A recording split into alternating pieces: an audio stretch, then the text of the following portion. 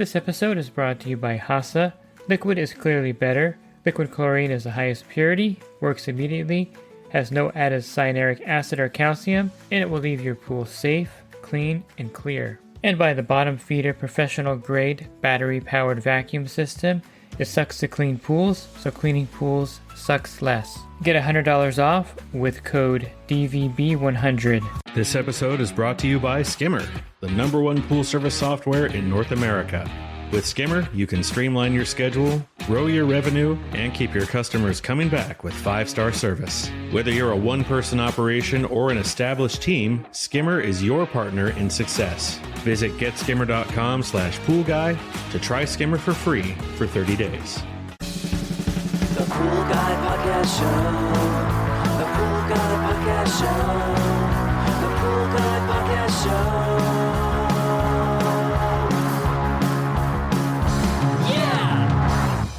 Hi, welcome to the Pool Guy Podcast Show. This episode, I'm going to talk to you about alternatives for diatomaceous earth. Most people who have a DE filter use diatomaceous earth, but there are other alternatives you can use in place of DE in case you don't like DE or if DE is too messy for you. I'll give you some alternative filter medias for your filter. Are you a pool service pro looking to take your business to the next level? Join the Pool Guy coaching program. Get expert advice, business tips, exclusive content, and get direct support from me. I'm a 35-year veteran in the industry. Whether you're starting out or scaling up, I've got the tools to help you succeed. Learn more at swimmingpoollearning.com. I should preface this podcast by mentioning that there are 3 distinct filter types out there. There's your diatomaceous earth filter, which I'll talk about extensively here. Then you have your cartridge filter, which doesn't require any kind of media to be added to it. And then you have your sand filter, which uses sand as a primary media, although you can use glass as well. And there's other medias for a sand filter. But I'm focusing mainly on D filters here. And this is the only filter that you're really going to need to add the media to on a consistent basis when you clean the grids off or cartridges, depending on which type of D filter. Now, there are 3 D filters. There's your standard grid D filter that has the vertical grids. Then you have a quad type D filter, which is a cartridge type D filter with 4 cartridges. They look like cartridges, but they have the same kind of material you would find on a grid D filter. And then you have the bump filters. They're not super common in my area, but these are small D filters with a pump, and they have fingers kind of inside there that act as the filtration media, or not the media, but the filtration grid, so to speak, and the D coats those. You have commercial pools as well, where you're going to just have a pit with the grids in there and D covering them. So primarily D filters in my area just come into 2 configurations, either the vertical grids in a circle formation or the cartridges. And that's basically my area of California where we have those kind of filters. You'll find the bump filters on maybe smaller above ground pools in different regions, but not very common. Hayward makes that filter, by the way, and not super common here. So diatomaceous earth does have some drawbacks. The main drawback is that it is extremely messy in the powdered form. I guess you can consider it messy in the wet form as well, but in the powdered form, it's extremely messy. It tends to get everywhere, and you're going to find that when you're cleaning a filter and you're hosing off a deck after cleaning it, you're going to find the dust still there 2 or 3 weeks later. You can also spill some on the deck when you're charging the skimmer, and people may call you out on all the dust everywhere. It also clogs up the planters pretty good. If you're hosing it off in the planters of a yard, after 2 or 3 filter cleanings, you're going to have this kind of chalky gray kind of mess there, and it's unsightly. It also clogs up the plumbing pretty easily. So if you have a plumbed-in backwash drain, chances are after several years that's going to get clogged up, and you'll have to just cut the pipe going into the ground and have the discharge somewhere else. Back in the day, they used to have separation tanks. These were tanks with a bag in there that would trap all the DE. We don't have those anymore. Thankfully, they were kind of messy, but diatomaceous earth is messy, and you want to make sure that you clean the area really well after cleaning the filter.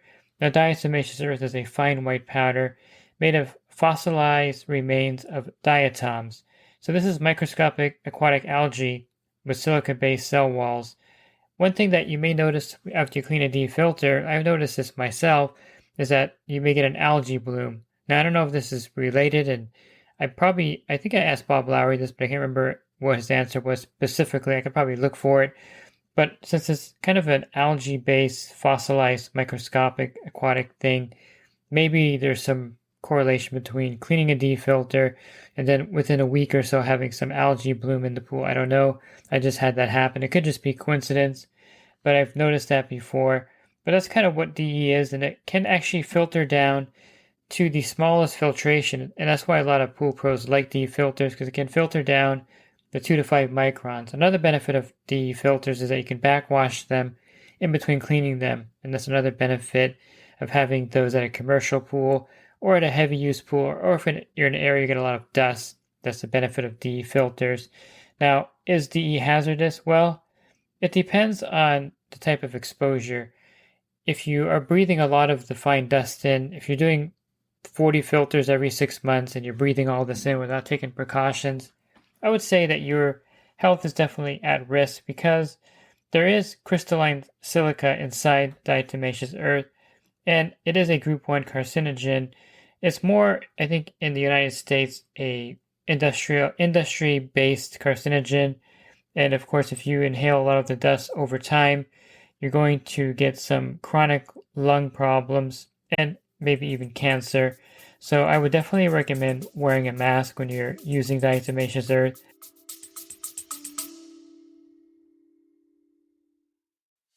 And the Pool Guy Podcast Show has teamed up with UPA to bring you affordable, reliable liability insurance starting at just $64 a month. Get up to $2 million in coverage, and the members of my coaching group get an even lower rate. Protect your business and your peace of mind. Sign up with UPA today by clicking the link in the podcast description.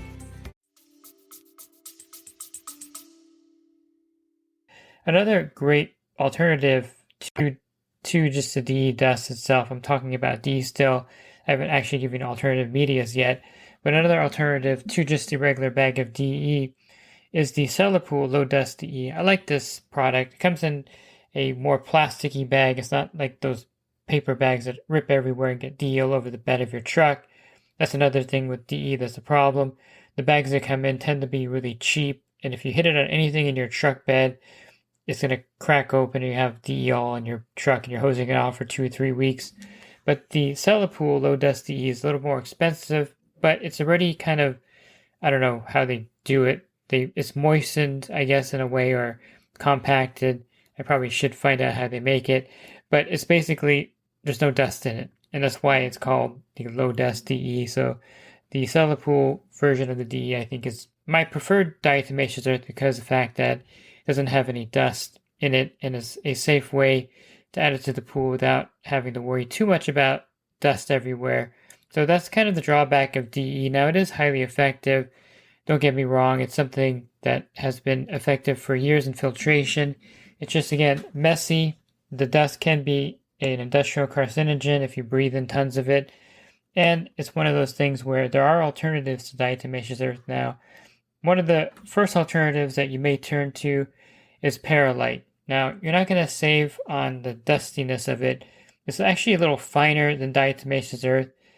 And it's one of those things where it's not as hazardous because it's not silica-based. So that's a good thing. But it is just as dusty or dustier than diatomaceous earth, in my opinion.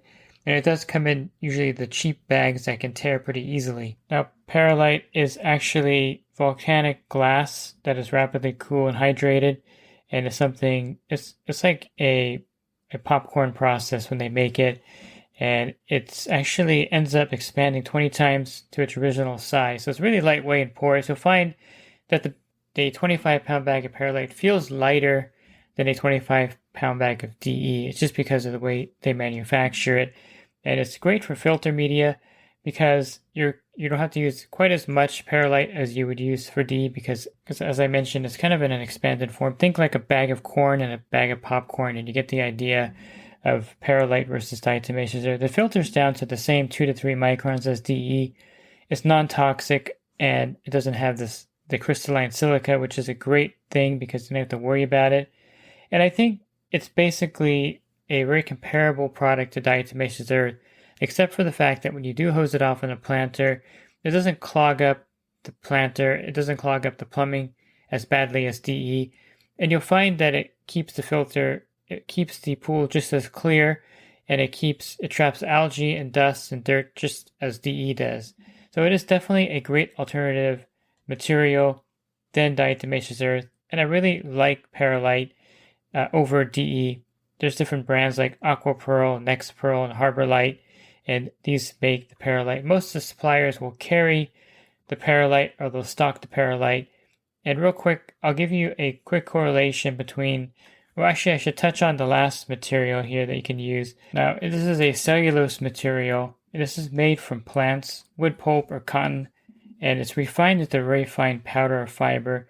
It's really good. It's really nice because it's 100% biodegradable. It's very similar to perlite, I think, in that regards.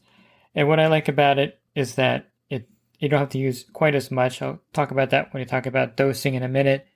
And it does a really great job as well. I think it does the same 2 to 5 microns, but I know the manufacturer is pushing it closer to 2 microns than the 5 microns.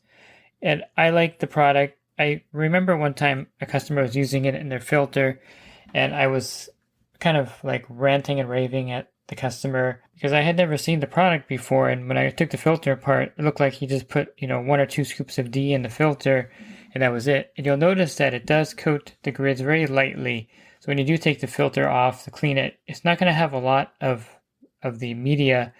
Like DE, you'll notice is clay-like and it's really thick and it's covering everything. And sometimes it's in big giant clumps in the filter through the center and the bottom. If you take the grids out, you may have like a tower of DE in the center.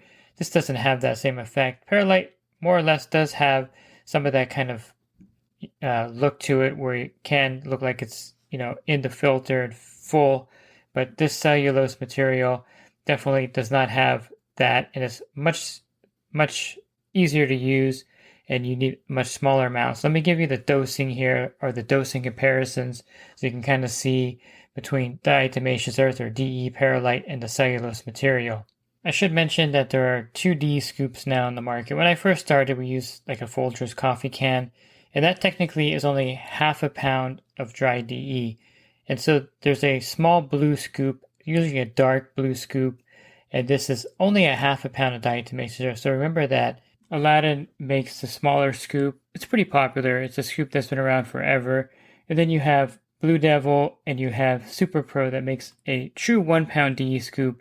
It's a light blue in color, the Blue Devil, and then the Super Pro would be an orange colored scoop. So if you have a dark blue scoop, and of course it's hard to tell the difference, but if you have 2 DE scoops and you put them next to each other, you'll see that one is much bigger than the other.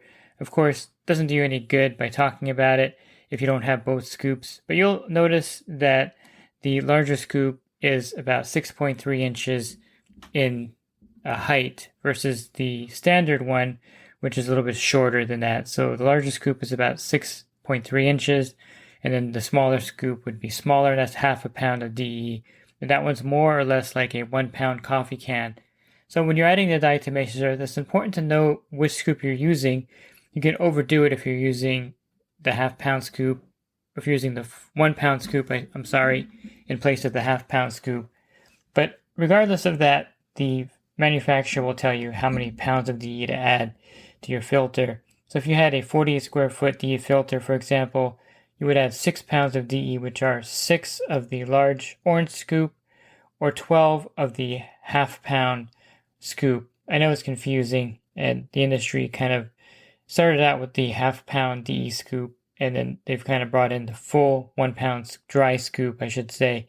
So this is a dry measurement and not a wet measurement of DE, and that's why there's a difference here. If you have a 60 square foot, you're going to be putting in about 7.5 pounds of DE. Now with the perlite, it's 80% lighter than DE, so instead of putting 6 pounds in a 48 square foot filter, you're going to put about 4.8 pounds, or let's just say 5 pounds. So about 1 pound less of perlite versus a DE filter, and I think this is a good ratio. It's lighter, and you don't need as much perlite in the filter as you would need for DE. Now the cellulose is actually 50 to 60% lighter than DE, So instead of putting 6 pounds if you're putting 6 pounds of DE in a filter, you would put about 3 pounds of the cellulose in the filter. So you can see the difference right away.